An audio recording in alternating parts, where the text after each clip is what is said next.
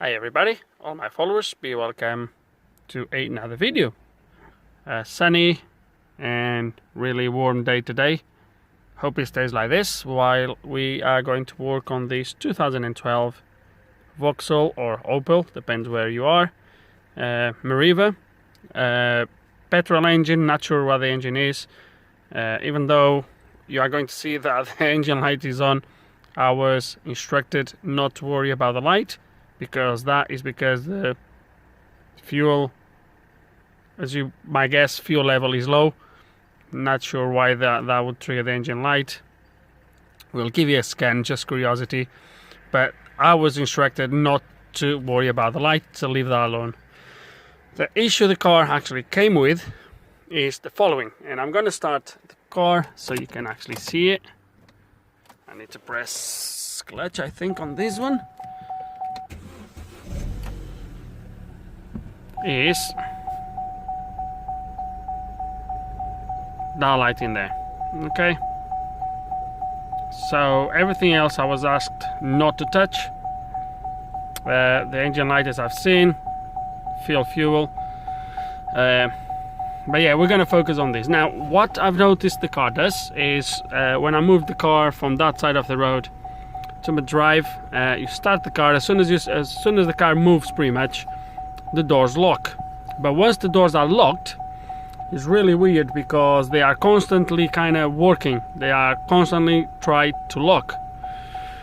And then it does all sorts of things just by, like, I don't know, things like pull the handbrake will make the doors to lock. They are constantly locking and unlocking. And while we have the car running, I'm going to try to replicate the problem. So I've locked the car here, which I believe will make the same effect if it locks when you start to drive, or if I just lock it here. And what I wanted to see is, I don't know if you're going to be able to hear with this beeping or going, this gong going all the time. I can't stop it. It's not because of the seat belt. I already tried, so I can only think it's because of that. Maybe, I'm not 100% sure why this is going on, but what I'm gonna do is, if I take the handbrake off now, when I pull the handbrake, I really hope you can hear it, the doors kind of lock again, or there's something going on the locks. You probably can't hear it, but it does it. If I turn the car off now, obviously doors try to unlock, but let me do something here. Key on. You have the... Can you hear the doors going on? So key on. You see, I don't know if you can hear it. Take the key out. There's something going on the locks. Don't know if you can hear it. There we go. I don't know if I can take the handbrake off now. No, I can't. Maybe the first position. Now when I pull the handbrake, can pay attention. Don't know if you can hear it. So there is definitely something wrong with the locks. There is a noise coming from there, a relay clicking there, which is kind of normal, obviously, when the locks actuate, I guess. But at the moment, I don't have a clue what's wrong. So I think the first thing I'm going to do is scan the car and go from there. Okay, let's go and scan it. I need to find a way to stop this noise because it's really annoying. It's really annoying. Vauxhall. Where is going to be Vauxhall? Vauxhall. It's going to go. Let's load the car details and go from there. Okay, first menu. I think I'm gonna go for auto scan, just so we have a rough idea of what's wrong with the car. And okay, I'm gonna have to find out where the engine is. Anyway, we're gonna do a full scan and then see what we have. Okay, a little bit of glare, I do apologize. So we have a few faults here to start with, as you can see, and I think that's where my problem is gonna be. But that's just very quick, and this is curiosity only. As I said, I was specifically told not to worry about this. Okay, so That's the fault. Okay, so I'm not gonna even clear the fault. You've seen what it is. It's a misfiring, as I said. And please just bear with me that I was asked not to look at this, so we're not gonna worry with that. It's gonna go onto the brake system, see what we have. Just curiosity as well. Okay, low voltage. We have a problem here already. It's gonna clear that. Low battery.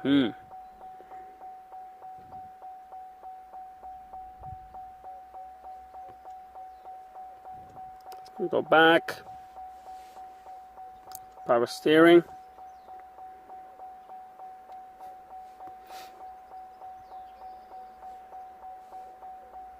Ooh, okay. I think this car has been having issues with battery. With the battery, 100%. Let's not gonna worry with this just for now. It's gonna go where I think my problem is, or where I think we're gonna have a better idea of what the problem is. There we go, and we found the problem quite easy, quite quick. Right rear auto lock switch circuit stuck. Okay, so we have a left control module, a low voltage, unprogrammed transponder. God knows what they did. So that's where I'm gonna focus. B2524-59 present right rear auto lock switch circuit stuck. Okay, so I can only guess that's gonna be what is causing all these issues and what is causing that light in there to show. That one in there. Okay, so I've cleared the codes. I managed to stop that gong from going on by activate and deactivate. No, sorry, they were activate the shadow locks on the rear doors. So by deactivating and activating them again, I managed to get to reset that noise, that alarm. However, that obviously is still in there. And I've deleted the codes, clear the codes, and after a few ignition cycles, I get the same code coming back on. So I'm gonna open that door. I'm gonna take the card on that door and try to figure out what's going on. Now, just before I do it, I just want to mention that everything seems to work okay. Obviously, when the shadow locks are activated, you can't open the door from inside. When you deactivate it, they cannot be opened from inside. The door can always be opened from inside. The proximity sensors here, you might can't hear it, they are working fine. At the moment the shadow locks are activated, so I can't open the door from inside. I'm not sure if I should be able to open the door from inside when you take the keys out. But yeah, everything else seems to be working okay. It's just that rear door. So we're gonna open it, inspect the switch, the lock mechanism, etc., and try to figure out what's wrong.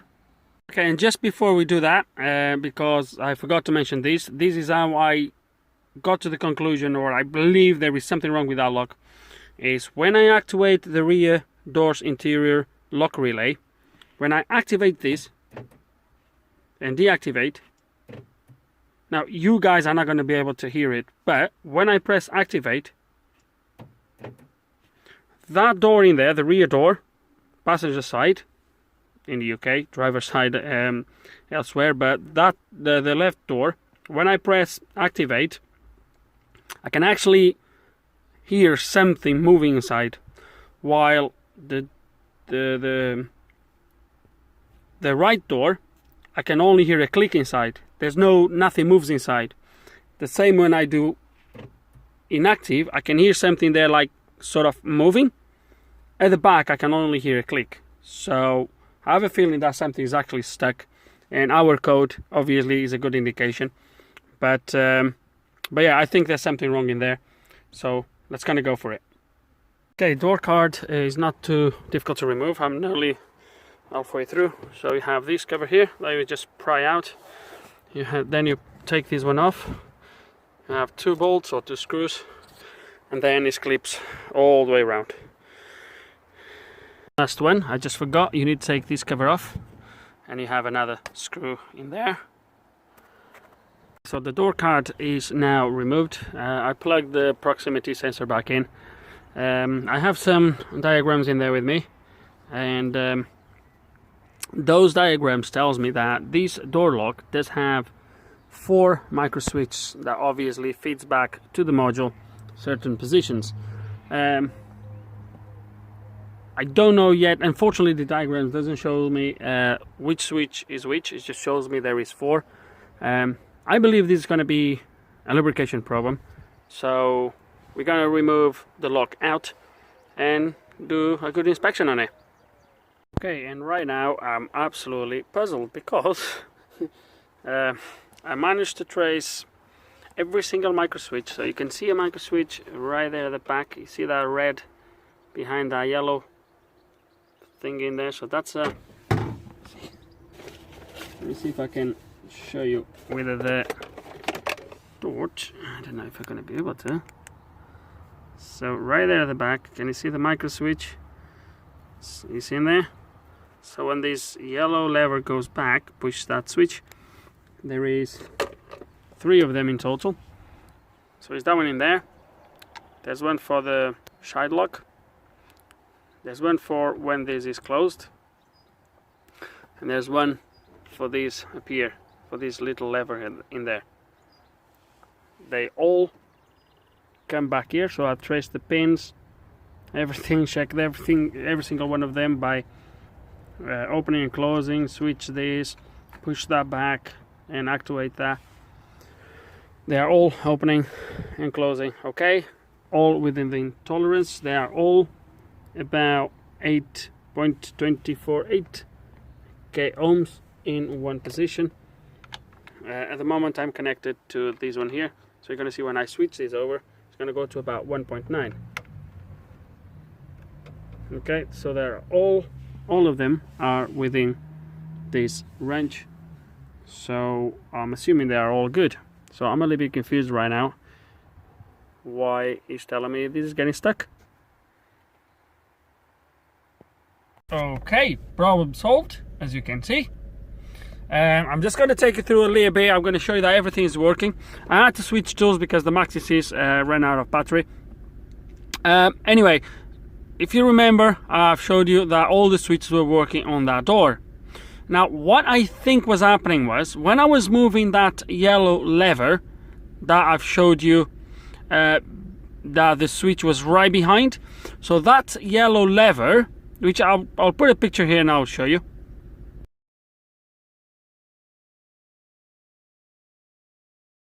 So that lever is the auto lock. So regardless of child lock active or not, once you drive off and the auto lock engages, there is a motor that moves that lever back. That lever obviously triggers the switch and triggers in there. And I'm going to show you that is actually happening. I can actually do that here just by moving a little bit. So you're going to see when I drive up to 2 miles an hour, you're going to see that's going to close. There we go. So the doors are now locked, and you've seen that happen on both doors. For some reason, that's normal. You see, I've just pulled the handbrake. Every time you pull the handbrake, it actually goes to, let me do it again. So it looks like it's normal. You push the handbrake and the auto lock disengage. So closed. So I disengage. So as soon as I'm going to pull the handbrake now, and you're going to see as soon as I pull the handbrake, that goes to open. So it unlocks straight away, which is fine. At the moment, child locks are active. Are they active? Let me have a look. I haven't put that door yet. The LED is off, so it's active. So you can't open the doors from the inside. at the moment. Let me look on that side because it's going to be better to show you. So as you can see, the door doesn't open. We're going to remove the side locks just for you to see that everything is working the way it should. Okay, LED is now on, as you can see. So the side locks are now disengaged, so the doors can open from the inside, as you can see there as well. Security lock open, and right security lock open. You will see that they're still obviously locking as you drive off. And locked. There we go. Locked again. And now if I come back, I pull the handbrake again, they unlock. And as you can see now, I can open these doors from inside just as normal. As soon as I open the door from inside, all the other doors unlock or do some noise, I guess. It's a little bit of a tricky system, this one is, but yeah, I think, oh yeah, the double lock, because the front doors, they double lock just the same as the rear doors. The double lock is basically that other or safety lock is that one thing in there. So auto lock is what does the actually hijack locking, which is preventing the doors from opening from the outside, or double lock as is also called.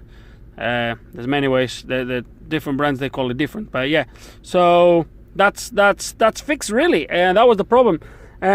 And what I've done, guys, was basically lubricate everything. So I've opened the cover of the lock. I couldn't really, I could, but I didn't have to remove everything, and I've just sprayed white grease everywhere inside of the lock.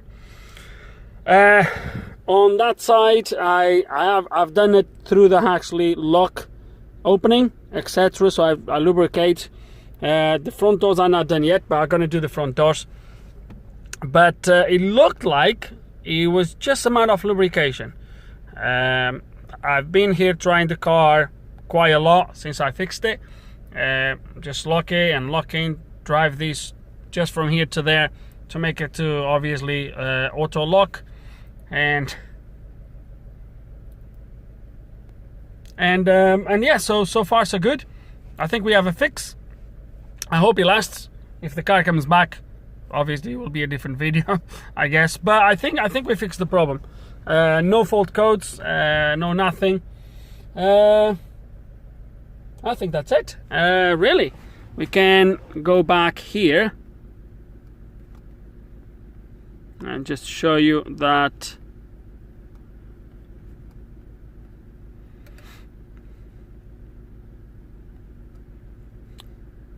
there is no codes.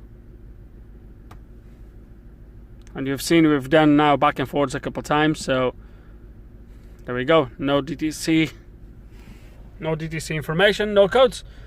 And I think that's it for this video, really. A little bit of nothing rocket science, really.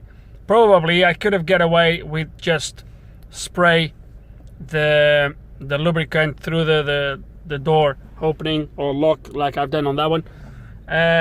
But we learned a little bit more about this system. I managed to measure every single switch inside that door lock, make sure they were all working okay. And I think that's it, really. So, nothing too interesting, I guess, but still, hope you learned something. Hope there's some useful information on this video. Hope you enjoyed the video. If you do have any questions, any comments, please put them below, and like always, thanks for watching.